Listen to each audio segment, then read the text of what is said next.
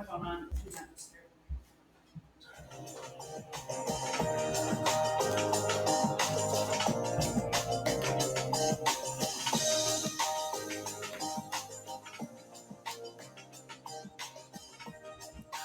Hey guys, welcome back. This is going to be our next podcast. I have one of my darling friends back, Miss Shauna Haynes, or I like to call her Lady Haynes, which Hi, technically everyone. is correct. That's because correct. You are a lady. Yes, right? I am. That is correct. Yeah, I own a lovely plot of land in Scotland, and when you buy a plot of land in Scotland, you get. So I am indeed Lady Haynes. All right. Hi, everyone. It's good to be back. Thank you, Thanks Dak, for for having me. inviting me again. I'm so honored to be a double guest. Of course. I mean, you were amazing the first time. And so I was had to have you back. But also, we didn't get a chance to really talk about you, and that's the most important part. So as we get later on the podcast, we're going to talk more about you, more about your career in the art world, and kind of some background on like we want to talk about more like Black cinema, Black art, and things of that sort, which I know you were really good about knowing those things, and you can share with our audience. Of course, I'm so excited to kind of give you guys an insight on why I do what I do, and some of my favorite artists that I'm really excited about moving the conversation along in the culture. Yeah. Well, we're going to start off with some recent trips because, it's summertime, and hopefully we'll have a chance to have some... Summertime. Yeah, have some chance to travel. So I did. I took my mom for her birthday, her 60-something birthday. 60-something? I really can't remember my mom's age. Good I know it's 60.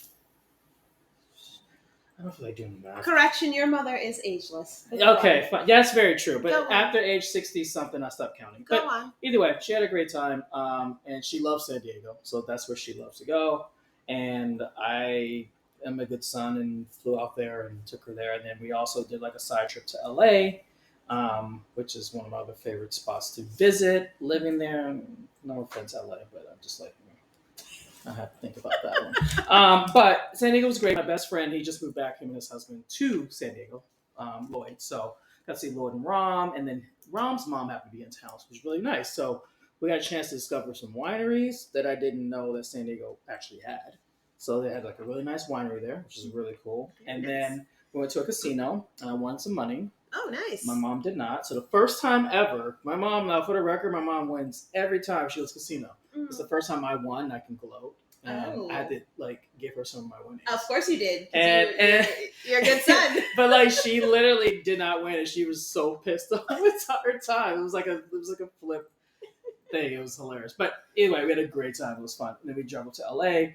I got to do some things I always want to do in LA, which is go to the studios. Now, granted, studios are assholes right now. We all know there's a strike going on. Absolutely. Not for that, but for the history and nostalgia of movies and TV, it was great to kind of see, where these places, these movies were made, TV shows were made. So we had a chance to visit Sony and Warner Brothers this time, which was cool because I've never actually done those. And then I still have to do Disney at some point, but not anytime soon.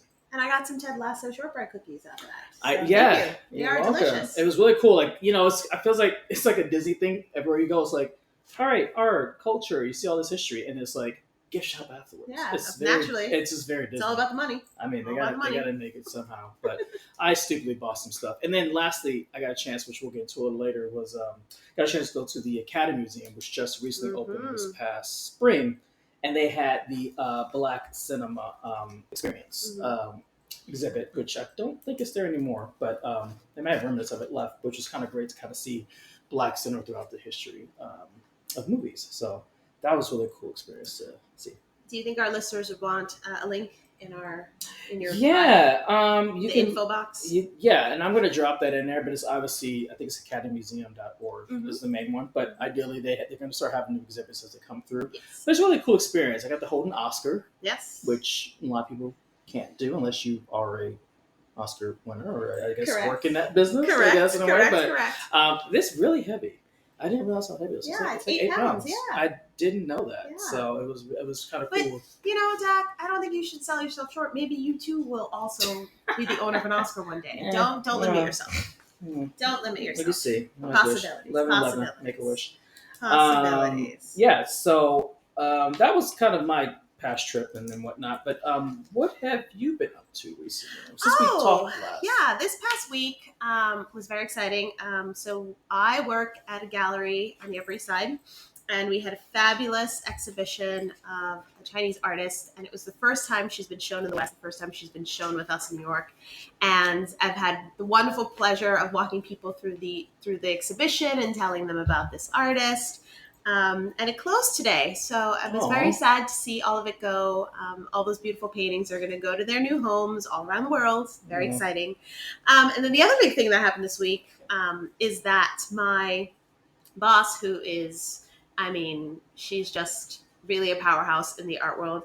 She was a very important kind of contributor to the Jay-Z exhibition, the surprise Jay-Z exhibition at the Brooklyn Public Library, the Central Branch in Grand Army Plaza. Oh, nice. And I got to actually go and visit the show, and it's amazing, and it's really kind of a love letter to Jay-Z and his career and everything that he's done for Brooklyn. So it closes in about a week, so I definitely recommend, if you love hip-hop, if you love Jay-Z, if you love Brooklyn, definitely go to the Brooklyn Public Library, Grand Army Plaza, and see it before it's gone. And in collaboration with that, they are doing special edition library cards. So it'll be a really fun thing to go to each library in Brooklyn and get a library card that has one of his albums. So I have one that I got that you can only get at the Grand Army Plaza Library. So that'll be a nice little fun kind of excursion to do. So That's yeah. cool. And I'm just kind of gearing up for the fall because the art world opens back in the fall. So there's lots of exciting things to look ahead to. Yeah. You're going to be buying more art. So I'm assuming you have so much as it is already. But there's always room for more. Yes, I just bought something the other day, actually. And it's coming from Copenhagen. So yeah. As we sit in my living room, and it's like literally look at my bare wall for the past 7 years, and I've not put it on is there. The bane of my existence. And it drives you crazy. The bane of my existence. You know it. I just don't know what to put back here. If you let me tell you, I would tell you. I know, but the price point, I think, of most art is that's in the thousands of dollars. But we'll get into that. That's another podcast, ladies and gentlemen. Right, but that's what I think. Another podcast, ladies and gentlemen. I do need to put something on here at some point. Yes, it's been 7 years. Yes, you do. I need to do something. Absolutely. Yes. Yeah, okay. I'm going to work on that. Well, speaking of fall, Dak, tell me, what will you be doing in the fall in September? What will we be doing? Going back to your favorite country. Woohoo! So my friends are doing a Highland trip. Or, sorry. I said Highlander, and I'm going to get killed for this. Outlander, for the Outlander fans out there. They want to see where the show was made and go to the Highlands in Scotland. Yes. So I've been tagged along this trip because by default, because my other half is there. So I just got looped in for that reason. Yes. Otherwise, they probably wouldn't have invited me. Dak has become a Scottish expert. Well, we won't go that far. But they asked me information, and I just was like, well, let me go back and talk to Shauna. Because obviously, you went to University of Glasgow. I was like, I'm going to just go on whims and just see what happens. But we're going to go to, we'll be in Edinburgh this time. Yes. And then Inverness is the main part of the trip. Yes. So I think that's 3 days there. And then we decided to sneak in a little short trip, which is going to be to Amsterdam, which I've never been to. Lovely. So it was a good Labor Day weekend trip to do. Compared to our Labor Day when we were in Orlando. No, we were in Anaheim. We were in Anaheim. For D23. Yes, we were for D23. Yes. Yeah, Seems like ages ago. Right? I know. So crazy. Yeah, we were, we've been to a whole bunch of other countries since then. I know. Together. Seriously. But yeah, I'm looking forward to it. So it'll be the first time without you. But I think the girls are pretty good about it. They've gotten everything together. They pretty much schedule stuff. I'm in charge of Amsterdam, and I've not done a good. All right, we'll talk about that. I've done some research, but I know there's a Heineken tour, Anne Frank, the canals, we got the boat, and I think there's a lot of weed. Okay, all right, cool. So a lot of recreational activities. Oh, sure. Yeah, okay. Disclaimer. Yes, yeah. disclaimer. So that's what I need to do for myself, but that's going to be my fault. Fabulous. To do that. Fabulous. But yeah, so I'm looking forward to that. Should be really fun. Yeah. So we'll see. But yeah, so earlier we talked a little bit about the Black cinema exhibit at the Academy Museum. It was honestly really great to kind of see, being someone of color and being Black. It's like you get to see so much history that you didn't, you kind of know about, but you really don't know about it. Like Hattie Daniels and like Sidney Poitier and like all these great movies, Boys in the Hood, and like all these like great films that were just institutionalized in Black cinema, and just seeing that from the beginning to just now, it was just such a great experience, and it was just so cool to see there. It kind of reminds me when I went to the African American Museum. I was just going to say that when we went to DC, and it was, it was really, and I imagine more so at the Academy Museum where Black cinema gets to sit alongside all the other mainstream cinema, as it should. We had such a powerful experience at the African, amazing the museum, the Smithsonian in DC, where, everything around us was part of our culture. And it was really, really, really, I was almost at every turn, I was like, I think I'm going to cry, because it was just it was so powerful being a person of color in the arts to kind of be surrounded by things that I can speak to. I grew up looking at, I grew up listening to, I grew up wearing, and not having to kind of weed through all of the... Sorry, we have a cute guest here. His name is Bean. He's an adorable little kitty. He loves me a lot. He's discovered his claws. Yeah, he discovered my shoe, which I think he loves. And he really loves Dak. He loves to just be around me. I love the chicken thing. But yeah, as I was saying, it was really kind of important to see those things and not have to weed through all of the Western white-centric art to get to the things that were ours. And and I also think it's so great, people like to say, oh, it's just for just Black people, this and that. It's like, no, it's for everyone. And the whole point of it is to show that. I mean, yes, we've had, I wouldn't say white cinema, you can say it's white cinema, but we've had cinema our time, what we've been pushing our face, but it's so great to see people wanting to learn more about it and be like, okay, this is awesome. I can learn different aspects of that. And they even had a small exhibit on some of the Spanish directors and writers, and that was really cool. Just to understand and bring that culture into cinema, which I think cinema is about, what it should be about, is expressing and understanding those cultures. So it was a really good exhibit. It was really awesome, and I hope they keep doing more stuff like that. Along with the nostalgia things we know from movies and cinema, because they had other exhibits, but I just thought that one was just amazing. And to go with my mom was really cool. To kind of obviously she has a lot more history and understanding these things, and seeing it through her eyes as well. Her kind of taking a piece of that and learning from that.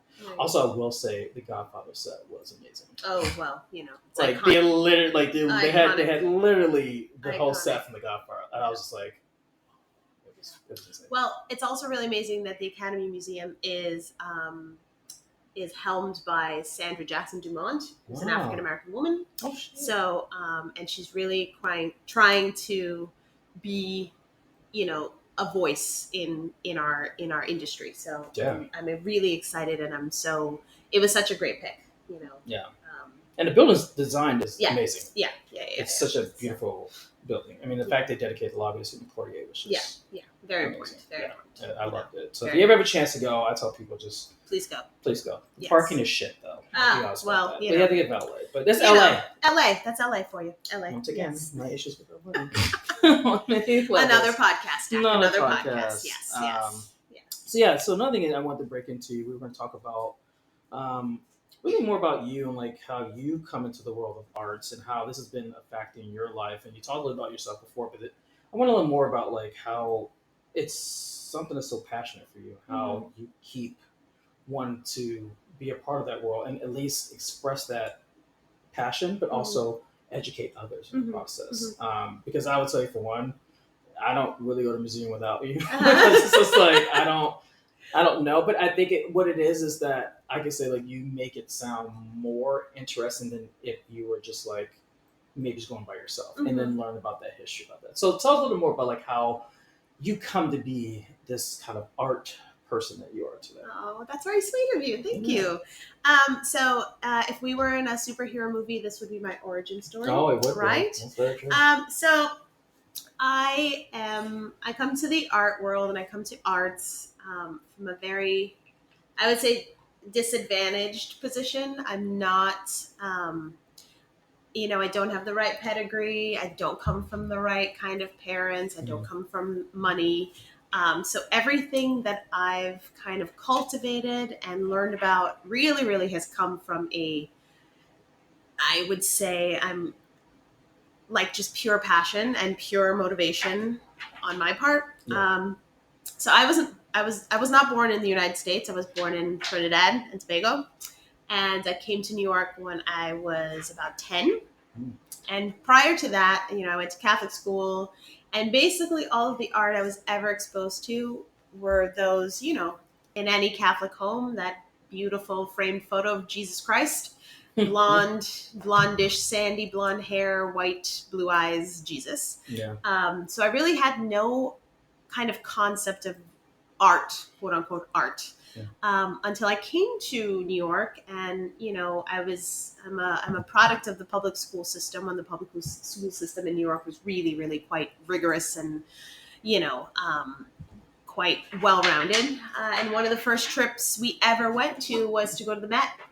Wow. And I remember, as a fourth grader, going into this massive, columns, giant columns, the iconic stairs. Yeah. And I went into this building and I literally was like, what is all of this?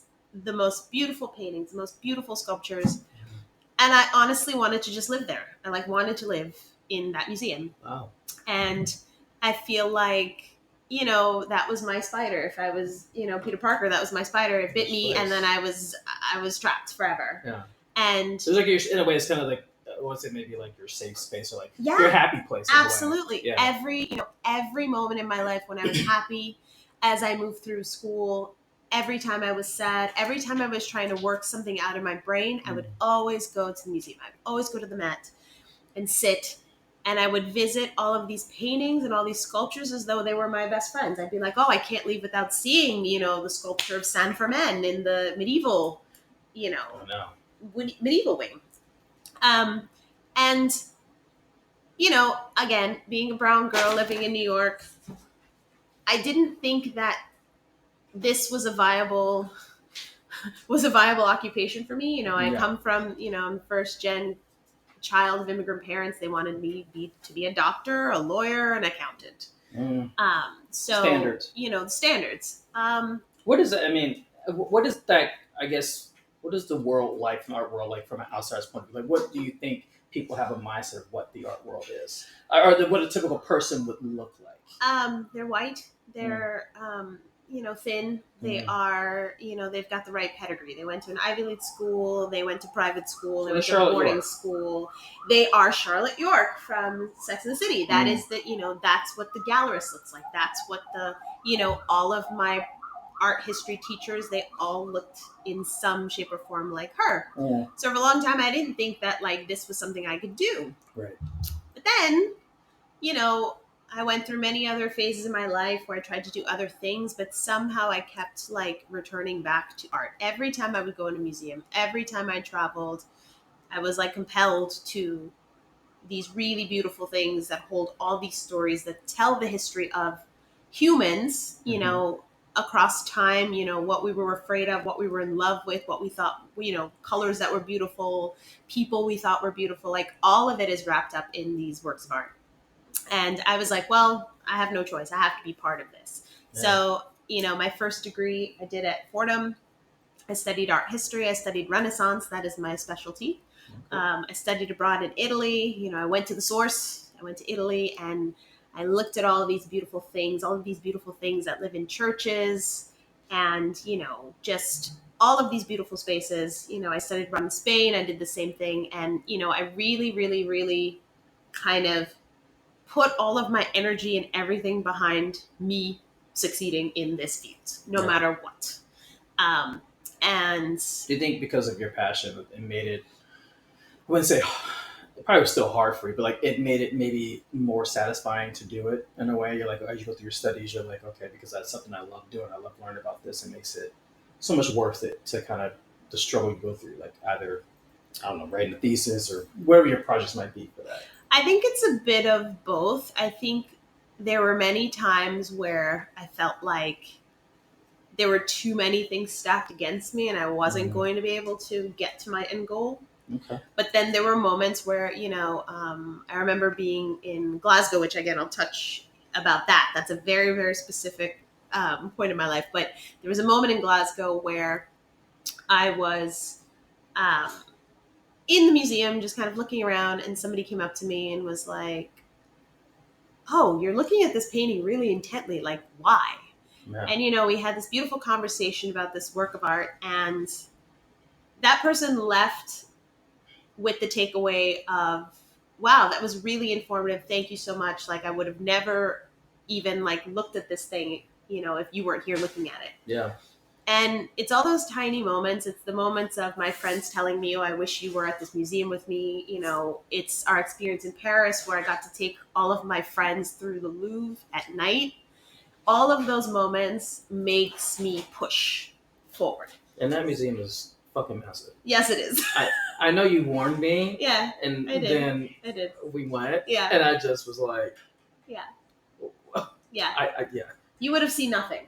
No. And it stays crowded. And it stays crowded. We went in the evening. I still was like, we were there until until 10, 8, 9 o'clock at night, and there was still people. So it's all of these things. It's like, I think one of the things that's really been particularly helpful to me is that I just live my life. I just live my life. Yeah. I have this passion for art. I have this passion for things that tell stories, and I just do it. And, I put on exhibitions. I, give tours to high school students and public schools and colleges. And, it's important for me to see them see me at the front of a room. Yes. Because that makes it possible. It makes it possible because it's something that I didn't get to see when I was at school. There was no one that looked like me standing in front of a room. Yeah. Standing in a museum, giving a tour. No. So, for me, it's what would my 10-year-old self want to see?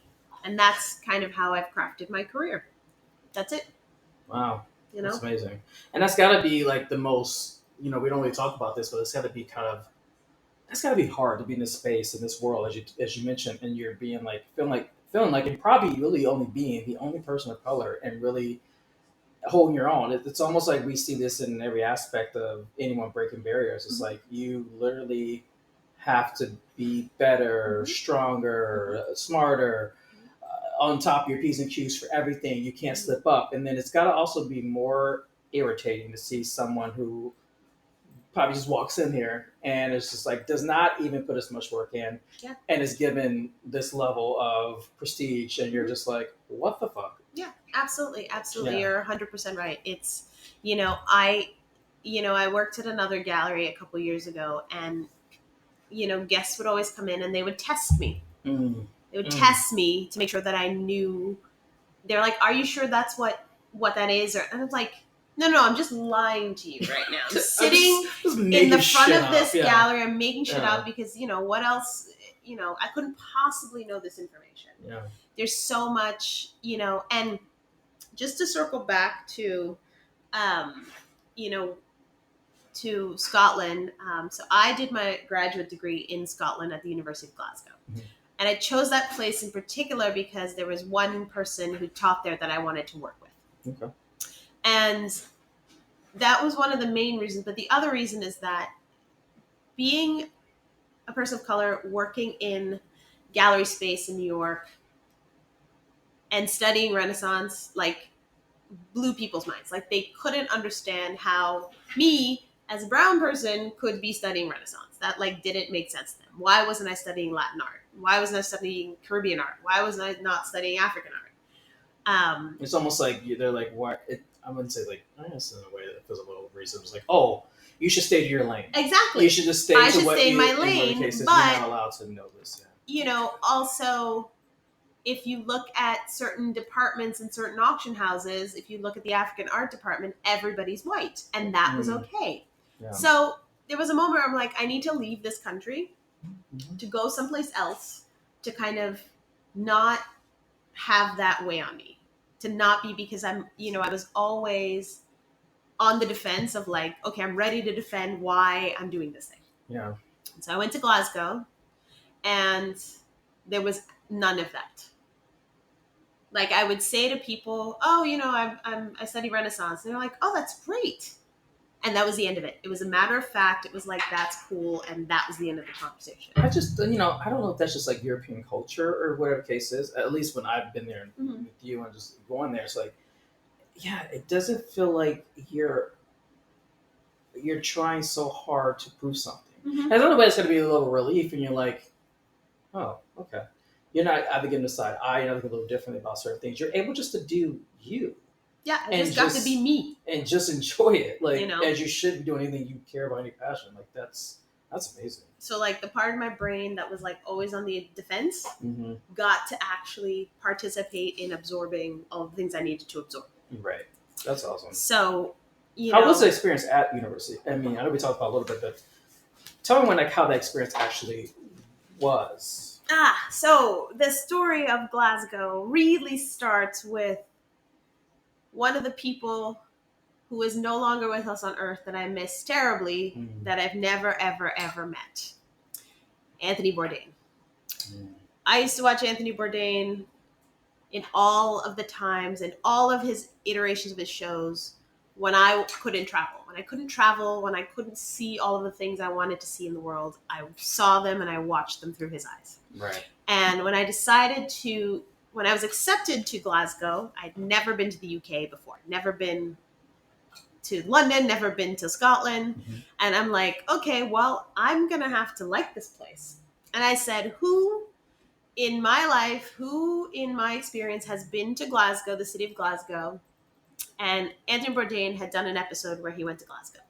Oh. And he's walking these streets.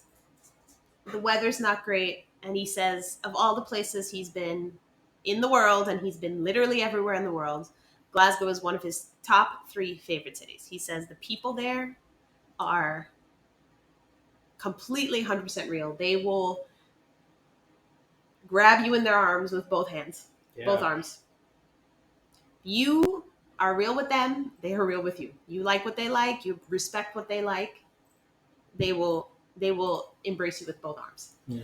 And I said, well, if it's good enough for Anthony Bourdain, it's good enough for me. Right. And I got there, and everything he said about that city was true and beyond. Wow. So not only was I in a place where I really felt comfortable in my skin for the first time, I think possibly ever. Right. I was now fully prepared to undertake and absorb knowledge the way it's intended. That's kind of cool. So, I went to class every day just like filled with this like childhood excitement of learning. Yeah. And learning in this beautiful building that looks like Hogwarts. Jack can attest to that. My university looks like Hogwarts. It does. It really does. And being around people who were as excited about what it is I was talking about, and there was no pushback, there was no defensive mechanisms. It was just learning, and it changed my life, and it really changed my perspective on how I should be engaging with this material, how I should be engaging with my craft. And I go back there as many times as I possibly can. You do. Because I call it my restorative city. It's like whenever shit is going down, I'm like, I'm going to Glasgow. Next flight, please. I need to sort myself out right now, because it just the entire city just embraces you in a way that like it fixes you. It's unreal. Now, if anyone was going to the University of Glasgow, what would be, I don't know, maybe 3 things you would tell them to expect, or things they should do when they're there? Okay. Well, 2 different things. 3 things to expect. Expect that people are going to be very nice to you. Okay. Right. And as a suspicious New Yorker, I was like, why are you being so nice? What do you want? Are you about to rob me? I barely even talk to my neighbor. I don't know no neighbors. What do you want? 2, to expect that you will learn to love rain. Because umbrellas are useless, and you will always arrive at a place relatively damp. But there's something there's something quite magical that happens to the city when it rains. Like Yeah. the smells of the city, it's just green. It smells like green, like the color green. Like if the color green had a smell, that's what Glasgow smells like after the rain. Wow. And 3, you will meet people there that will stay with you for the rest of your life. That's amazing.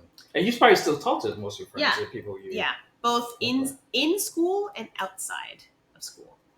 And yeah, I think, the motto of the university is, they create world changers, and that's completely accurate. Adam Smith was a graduate of the University of Glasgow. If you know anything about economics, you definitely know who Adam Smith is. And then there's the other guy, Lord Kelvin. He created his own temperature scale at the age of 10. He went to the University of Glasgow. So, awesome. You'll be in really great company. We've got the head of MI6. He went to University of Glasgow. Nice. So yeah, it is a place that really kind of provides the soil for like great kind of creativity, and it fertilizes you in that beautiful, beautiful way that a university should. So yeah. Sounds amazing. Yeah. It's a great place. Yeah, it's a great place. And then now we're going to segue a little bit into, we talked about a little bit about art and your experience with Renaissance art, but ideally, let us know a little bit about why it's important that we celebrate Black art just as much. Because I remember we went to, you probably don't remember Marie because I have a horrible memory. Went to that one art gallery exhibit. It was during Art Week, something, not Art Week, but during art time. And we were looking at some paintings of different artists that were showcasing. And literally, it was so nice to see these other like young Black artists come together and just really speak positive about that. But yet also not be knowledgeable enough to know like these artists exist. Yeah. So how would you, express that to someone who's really engaged and want to learn more about this? And how can they have these outlets to be able to really experience Black art in such a more profound way that we're not seeing a lot of? Good question. So I think that Black artists now, and I mean this both African American artists and artists who work from the various countries in Africa, I think they are having they're emerging. Okay. They're emerging into the mainstream because a few of them are being picked up by major mega galleries, we call them. So any gallery that has more than 2 locations is a mega gallery. Sure. And there are a couple of them that like come to mind. I think one of the biggest artists that I think about who's really having a moment and really resonates with me. I think he's, I always say like if I had any substantial amount of money, I would buy one of his pieces in a heartbeat. The artist Kehinde Wiley, who's known for his beautiful, beautiful presidential portrait of Barack Obama. But I had seen him kind of ages ago. He did this portrait. So, little context, Kehinde Wiley does these really monumental, and monumental I mean like 10, 12 foot, 8 foot paintings of ordinary Black people in these kind of old masters settings. So anytime you've seen a classic Renaissance portrait or, the famous Napoleon on his horse in the Alps. So Kehinde Wiley takes those type of paintings and he inserts African-American men mostly into these types of paintings. Wow. And they are just, they literally take your breath away. They are spectacular. Recently, when we were in Paris last November, he had a painting and a sculpture at the Orsay, traditional kind of academic museum in Paris. And he did this beautiful kind of traditional equestrian statue. So, statues that were made in honor of emperors. And he took one of these traditional equestrian statues and he put this beautiful Black man wearing, fatigues and Air Force Ones. Wow. Right? That's just, cool. So, in his paintings, you'll see Timbs, you'll see Air Force Ones, you'll see hoodies, you'll see basketball jerseys. You'll see kind of urban streetwear, these men who would never, ever, ever be in a conversation or ever, you would never see them. So he, in traditional, paintings of, Renaissance and, 17th, 18th century time, anytime you would see a Black person, they would be an enslaved person or a maid. Mm-hmm. Many of the famous paintings, Olympia, for instance, by Edward Manet, the maid is a Black maid in that painting. So none of these times that you would see Black people appearing in paintings would they be of any, they would be a worker. Right. So the fact that Kehinde Wiley in our contemporary time takes, these, people that we would see in the street, and he puts them in these beautiful kind of like iconic, even biblical kind of positions, I think really, really changes the conversation in how we should be looked at. Yeah. Should be looked at, Absolutely. So, for me, he really is kind of, changing the conversation and pushing the possibilities of what visibility of Black people should look like. Yeah. A recent favorite of mine is another artist. She's usually shown in LA, so we're giving West Coast some love. Her name is Danielle McKinney. Oh. Okay. And she does these really, really beautiful self-portraits of herself, kind of in I call this quiet joy. So moments of kind of tranquility. So she's curled up on the sofa, or she's laying in bed, or she's sitting in her kitchen.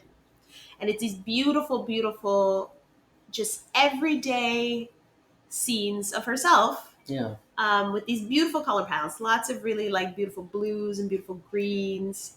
And again, it's another example of kind of showing Black joy. It's like, we are capable of doing regular, ordinary like regular things. stuff, not like, right? Oh yeah, we're in depression. We're right. We're doing, exactly. Yeah.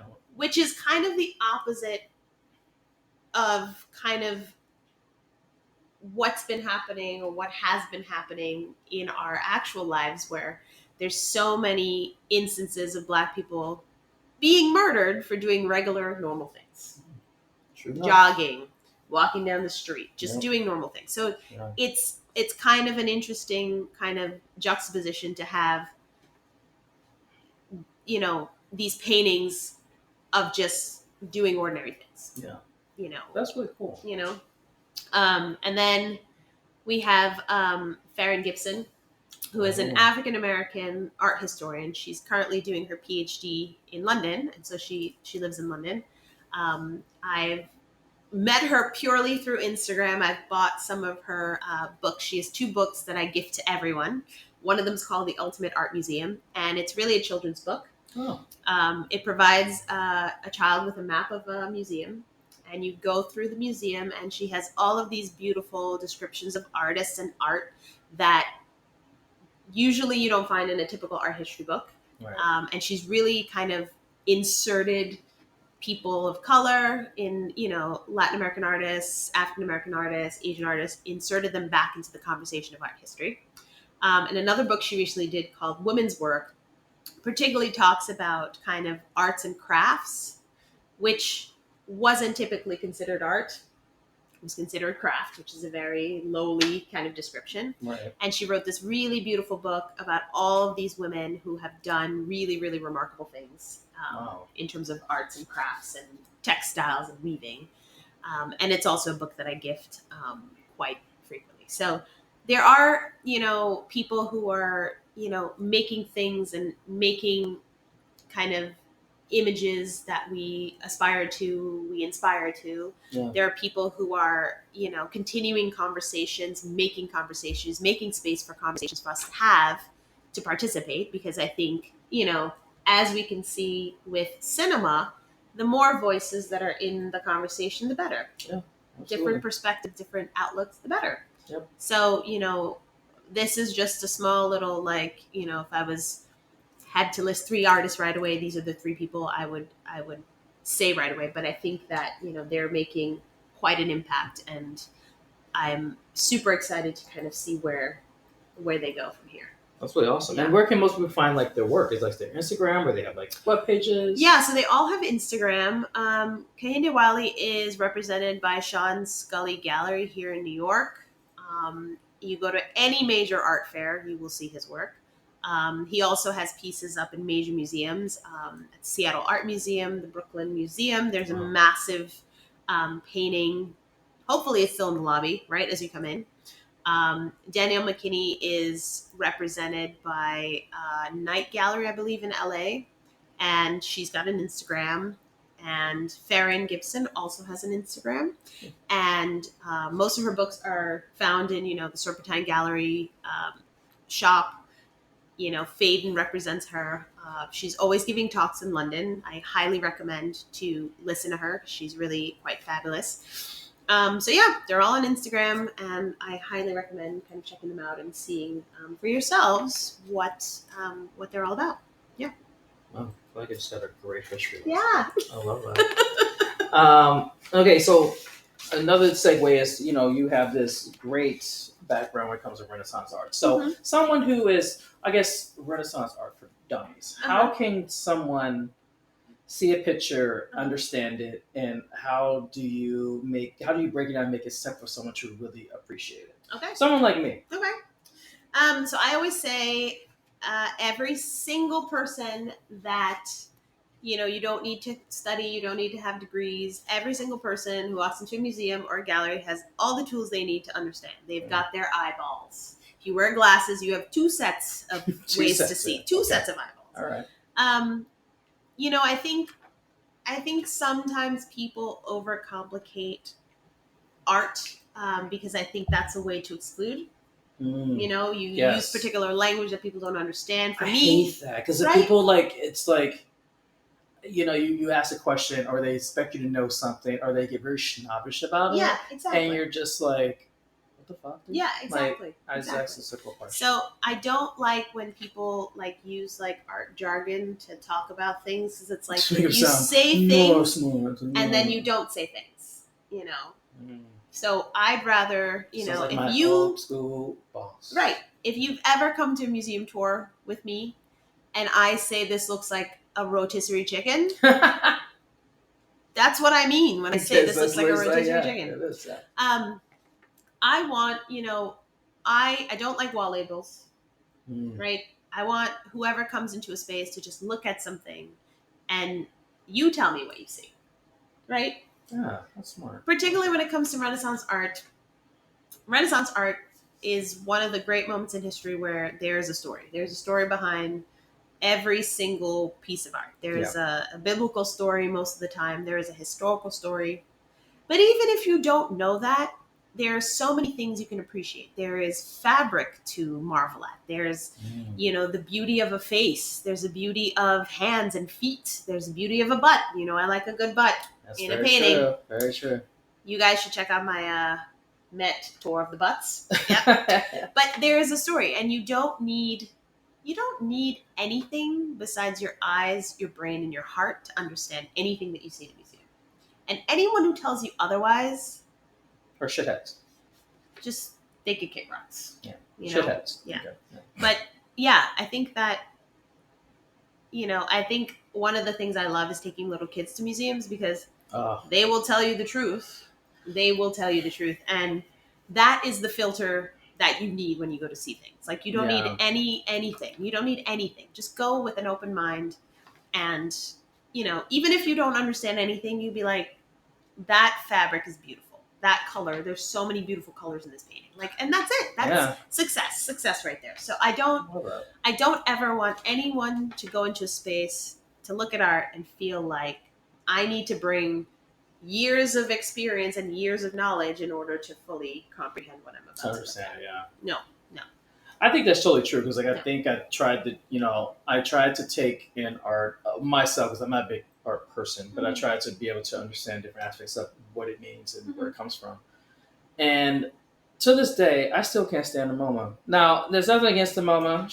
I just have a thing about what I consider modern art. I don't understand it. I just think people just said, here's a trash can.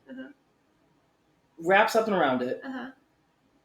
This is worth 20 grand. And I'm like, what the fuck? It's like, I know you try to tell us me. I'm like, I just go there. I'm like, I don't fucking understand this shit. And I know there's a probably meaning to it. And I try to be understanding, but I'm just like, it's just not for me. And that's totally fine. And as we said, it's how you look at art in different places. Because when I went to Europe and we went to art museums, I never felt that way. I was like, oh shit, this is cool. Oh crap, this is something different. But my level of art, I always look like art that's like pieces. Yeah. And kind of like you said about the Met, it's like, it's not that piece of history. Because a little bit I'm a history nerd, not a lot, but like I like to see like things have been around for many years in cases. Yeah. I just can't get behind art. You want to know a secret, Dad? No. Sometimes I don't understand. Oh, thank God. Okay, I'm not the only one because I swear I'm just like, what the fuck is this shit? Like, I don't know how to explain that. And tourists are always like, what's the MoMA like? And I'm like, don't ask me because I'd be like, don't fucking go. There are some really great things there and we should go there together because there are things there that are really I will agree with you. Beautiful. I will agree with you. And it does change. So I always give it, I keep giving it chances. It's just not my favorite museum. But sometimes again, and art that's made for the sake of like exclusion. So making art where it's like you need like a whole bunch of things to come at it when you're looking at it is like it bothers me. So it was like a little take a look. It bothers me. It's like if I have to read a whole essay before I come to look at your piece, I can't do that. You know, no, ma'am. It's like, who is this for? Who is this for? That's always my question. Right? Who is this for? Yeah.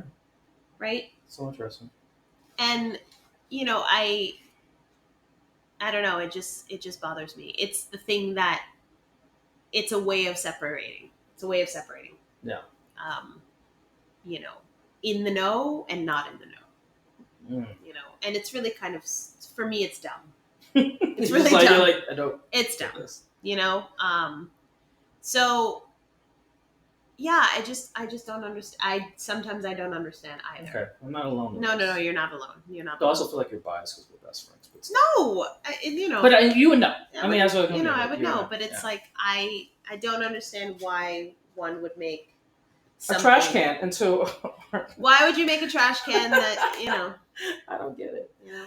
All right. Well, lastly, I want to talk about how would someone fresh off the boat, learning, what are kind of maybe some tips and tricks you tell someone who's like really want to break into the art world, and someone who is of color and not color, but just no, they'll be fine. We're talking about people of color. There we go. They will be fine. So, what can you do to really break into this world, and what are kind of things that you would just, if you had your younger self as best example, right? To tell yourself now, like, what would you like? Okay, this is what you look for. This is what you have to understand. And you've been in this career for a very long time. So, like, what kind of advice would you give to someone? Great question. So I would say that when I was starting out, there weren't a lot of kind of channels or resources when I was coming up. So the things that I had to cultivate my own path to get to where I am today. Right. I will say that now, because there is such a spotlight, or there's been such a spotlight on the homogenous nature of the art world, that now there are channels and resources to diversify things. Yeah. So, for instance, I did a tour with Free Arts. Free Arts is an organization that puts high schoolers and college students, mostly from public colleges and universities, into internships with a, really robust stipend, because if we know anything about the art world, lots of the labor is free. Who is able to do free labor while they're in university? Not interns. Not people of color, because people of color need to work. Ooh, so that keeps the pool of who is able to do these jobs. Why I've never done a job at a museum or an internship at a museum, they don't pay.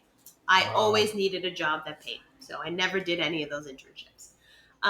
So Free Arts is one of these organizations that provides a pathway for a more diverse population to participate in the art industry. And the founder was very clear about that when she founded this. And the organization is over 25 years old. Wow.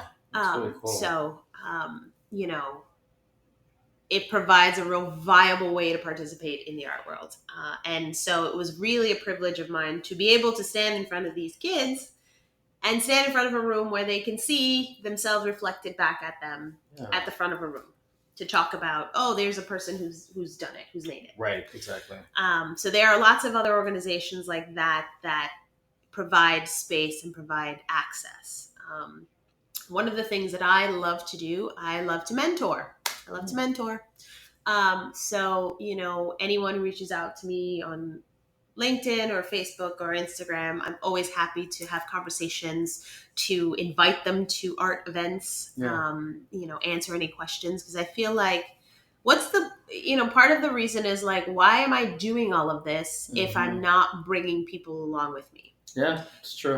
I've been in so many situations where I've been one out of two people of color in a space. Wow. And one person wanted to be the only one. So she's, they won't say she, they were holding the door while I was trying to get into the door. Wow. And that's really not what I'm about. No, so, exactly. As I've become more secure and more stable in my field, I want to bring as many people along as I possibly can. I want to educate as many people as I can. And whether you stay in the art world, you don't stay, or you're just curious, like, you're curious about art,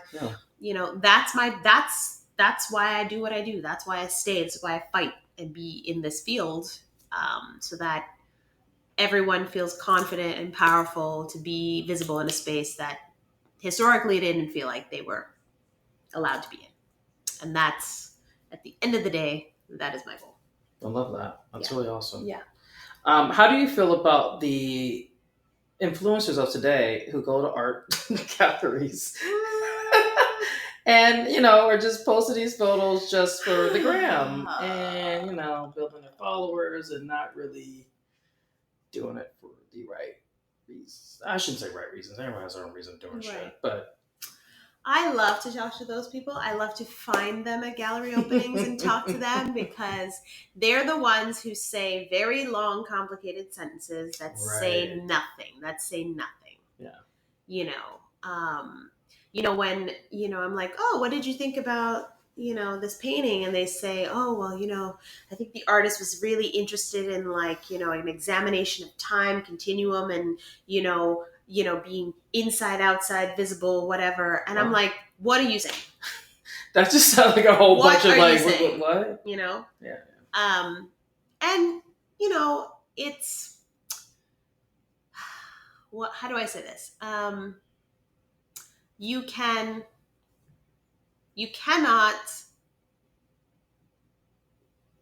I don't know, how am I trying to say this? There are certain things that you have and you possess when you are naturally inclined and you're naturally passionate about something.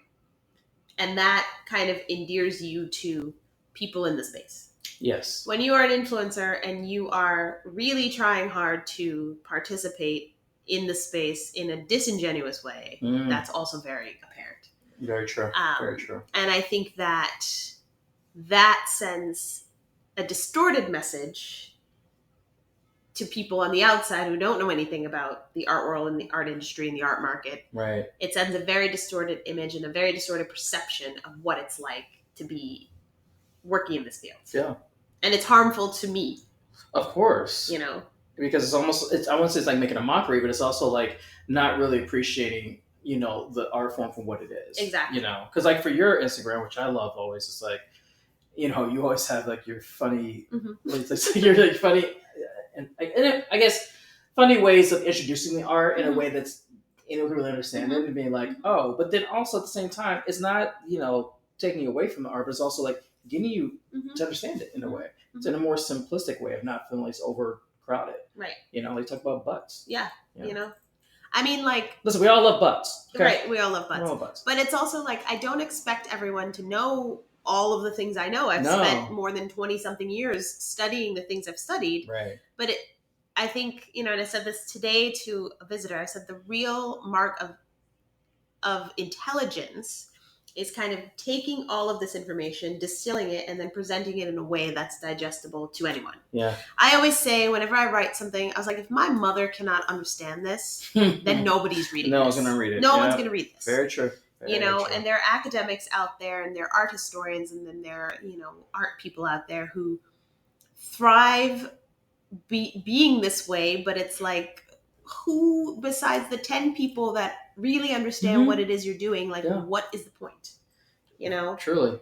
So I told a man today, we were looking at a painting that when I first saw the painting, it looked like a rotisserie chicken, and he laughed, and he's like, you know what, I see it. You gotta make it what I mean? I love that.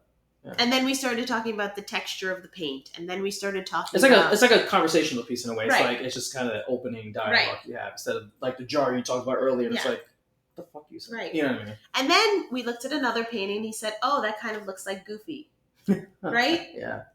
So we were having a conversation. We were talking about art, but we all understand. I'm not curing cancer. I'm selling. I'm working with very expensive things. Mm-hmm. To presenting it to a very, very small population. Yep. I know what I'm doing. Mm-hmm. But, there's also, I can still have the same conversation with a 10-year-old or an 85-year-old or, a kid who's just come off the street who has no intention of buying something. Right. But that all those people are going to leave the space with something that's going to stick in their head. And that's the goal. That's so amazing. That's the goal. As we wrap up, what would you recommend, or at least in your eyes, what are maybe the top, let's go with 6, top 6 museums people should see in New York City? Oh my God. From your point of view, what are like the top 6? Obviously the Met's on there. Oh, God. The Met's the Met is my it's very iconic. It's iconic. Yeah. Don't go through those stairs. Go through the side entrance. You're giving away all the secrets now. Insider tip. You're giving all the secrets. Okay. I would say the Groyler Club, which most people have never heard of. I think you've been holding out on me, Shauna. Right. The Groyler Club is a rare book collector kind of club. Mm-hmm. So you pay membership and you become part of the club. And any member... Most of the members collect, they have book collections, and they're really just the most incredible things you've ever seen. And a very, very dear friend of mine, Caroline Schimmel, we've been friends for quite a long time now. We met at that museum one day. Yeah. I went to a Walt Whitman Leaves of Grass exhibition. So it was one member who had collected many, many, many, many, many copies of Leaves of Grass over the years, and they had put on an exhibition. So any member can put on an exhibition in the space, which is really quite amazing. Right. So the Groyler Club is, really hidden gem. It's free. It's on the Upper East Side. Just wander in. They always have an exhibition. Nice. And it's really a hidden gem on the Upper East Side. The Morgan Library. It's also a great one. I study manuscripts, illuminated manuscripts. So that place for me is a great resource. They've got a great collection if you're into medieval objects and books. Nice. So we're at the Met, the Groyler Club, the Morgan Library, the Neue Gallery. Ooh. So it's German and Austrian art. The place where you can see the Woman in Gold, the portrait of Adele Bloch-Bauer. Made famously and played famously by Helen Mirren in The Woman in Gold, the film about the reacquisition of the painting by the original family after it was stolen by the Nazis. Another insider gem inside that museum is one of the best restaurants you will find in New York City. It's called Cafe Zabarski.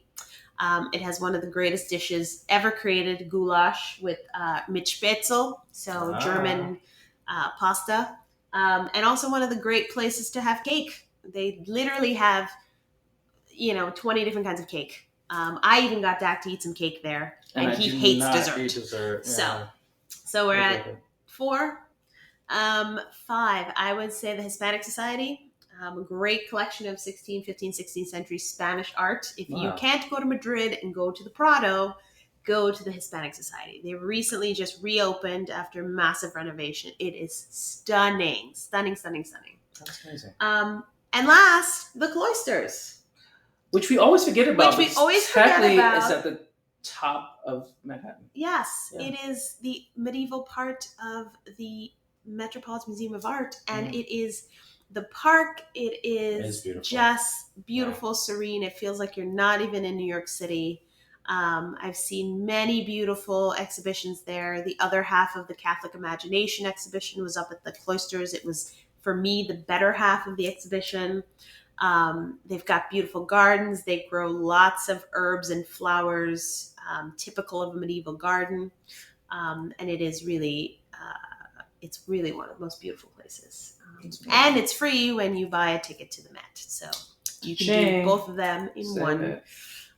So yeah, that's my 6. That was that was easier than I thought it would have been. I would think it'd be a little difficult for you, but at the same time I figured you'd probably oh my god. But I was I'm not gonna say the usual MoMA, Guggenheim, blah blah blah. You can go those are some good ones those are good ones. Many of them I'm sure no one's really heard of. No, exactly. And you should definitely check them out. Yeah. So what's coming up next for you now? Where can people learn more about you and I've got an Instagram. It's called Shao Redemption. It's a play on one of the greatest films ever made, The Shawshank Redemption. Where you can find things I see, things I eat, and places I go. Those are the 3 things you find on my Instagram.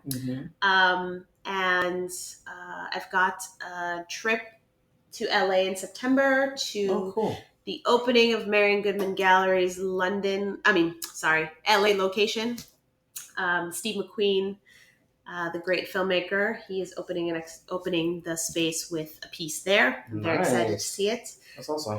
I'll be heading to London in October for the 1-54 art fair. It's my favorite art fair. It is an art fair that's dedicated to art from the African continent. Whoa. That's it. So that's awesome. It's really awesome. I went to it last year. It's at Somerset House in London, and it literally was probably one of the best experiences I've had in the art world thus far.